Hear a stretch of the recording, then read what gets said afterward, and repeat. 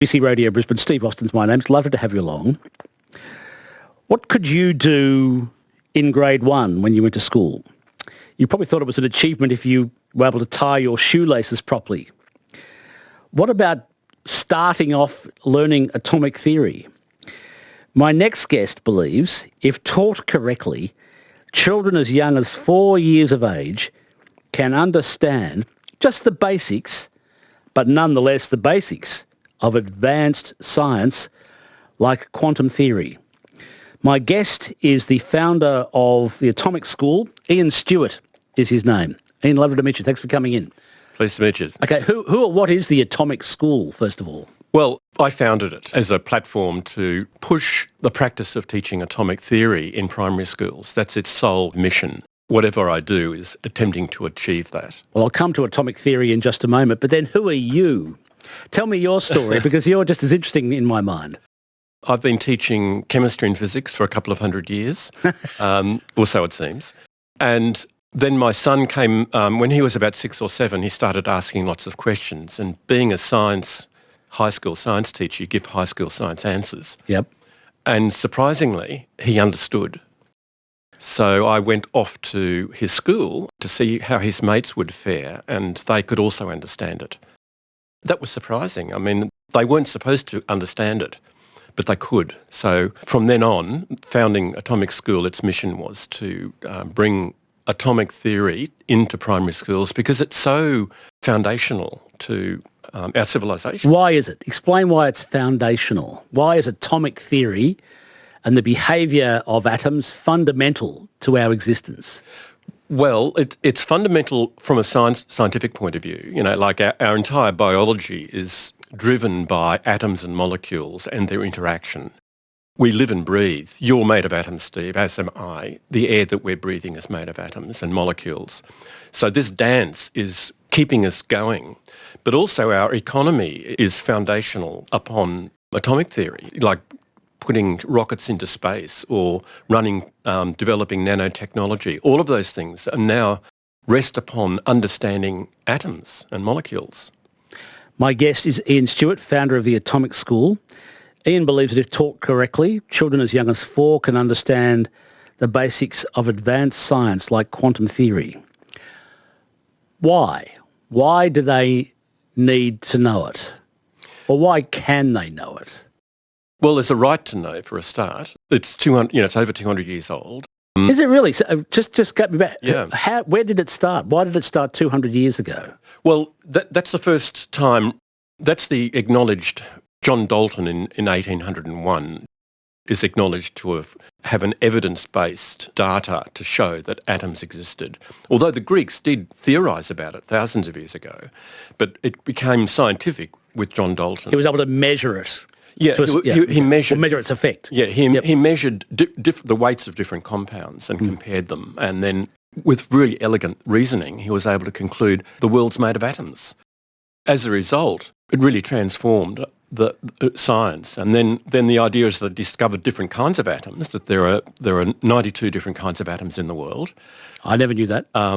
And 118 if you add the extra ones on that scientists have made in the lab. Right. And if you put them all together on a table, on a sheet, you get the thing called the periodic table. Yep. Which is a list, essentially the periodic table started out as a list from the lightest to the heaviest atoms. So I was actually going to bring in a hydrogen balloon because a hydrogen balloon just floats up to the ceiling. So its atomic number is 1. Because it's the lightest. It's number 1 on the list of atoms from the lightest to the heaviest. The heaviest one is uranium. It's number 92. It's the heaviest of them all. So kids get that really quickly and easily. The concept, so what are they understanding? Are they understanding the numbers, or are they understanding the behaviour or how you're describing it in correlation to the numbers?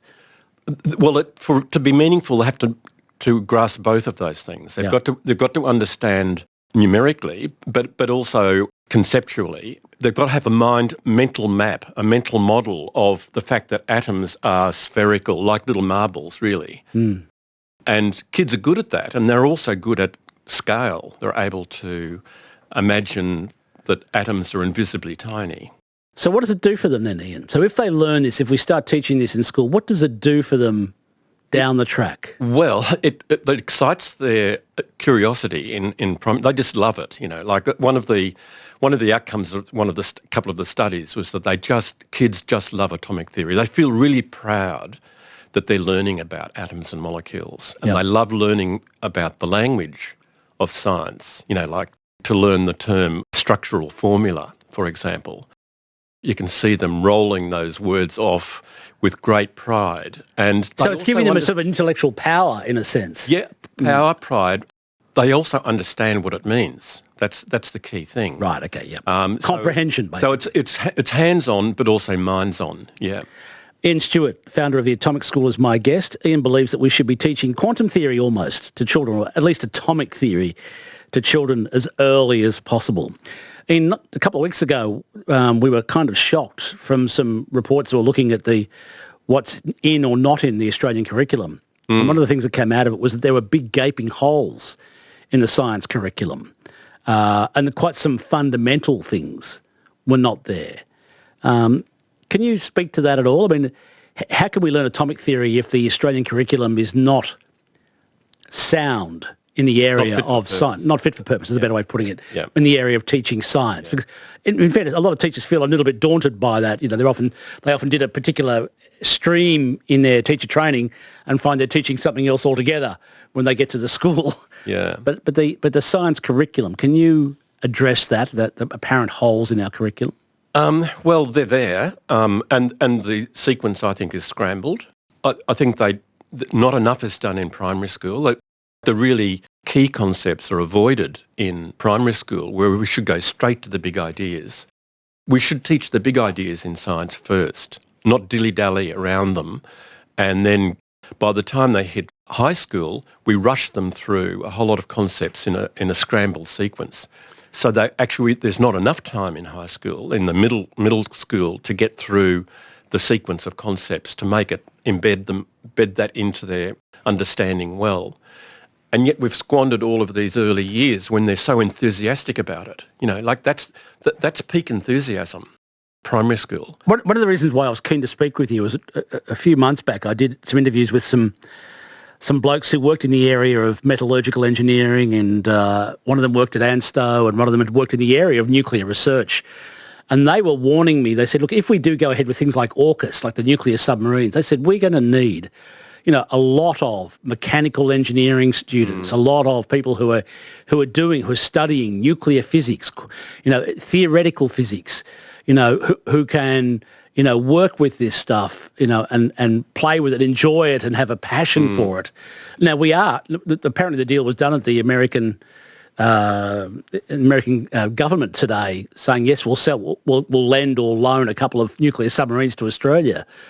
But where do we get our qualified people from? So if we're not training people in this area, where are we going to get our people from? Which is one of the reasons why I wanted to speak with you. And Well, the strategy seems to be attracting overseas talent, and that's the same with the Queensland initiative, Right. quantum initiative, is to build up our quantum hubs here and make it attractive for people to come to visit them and work here. Whereas, just explain it to me. What is the Queensland Quantum and Advanced Technology Strategy?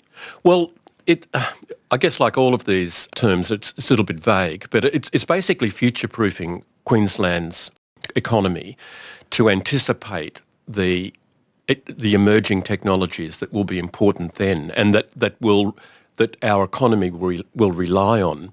And some of those things are quantum computing and photonics, semiconductors and so on. Yeah. All of these things are essentially downstream a little bit from atomic theory. Yeah. So if we can catch the kids when they're at peak enthusiasm, Catch their imagination. you capture their imagination, Yeah. and get them to love it, and also become fluent in it. We're losing an opportunity that is vast. Any interest from Education Queensland in pursuing this? No, I'm shaking my head.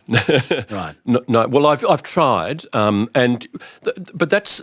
I mean, having said that, that's true of all education departments in Queensland, all the states, all of the federal government, and that's because everything is pegged to the Australian curriculum. Right, okay. And so if it's not in the Australian curriculum, and also it's not in national curricula overseas either. Right. That's the other thing. Okay, well, here's my commitment to you. I will talk about this with you in the new year. Thank you. I'd like to pursue this. I think it's interesting. Okay. Yeah, and when we talk with people about things like AUKUS and climate change and whether we go nuclear, all of those things. These are fundamental things, but let alone photonics and supercomputing and the whole lot, really. Yes. Yeah, mate. Thanks for coming in. Lovely to meet Welcome, mate. It's very very pleased to see you. And also, I have to remind you that you are made of atoms too.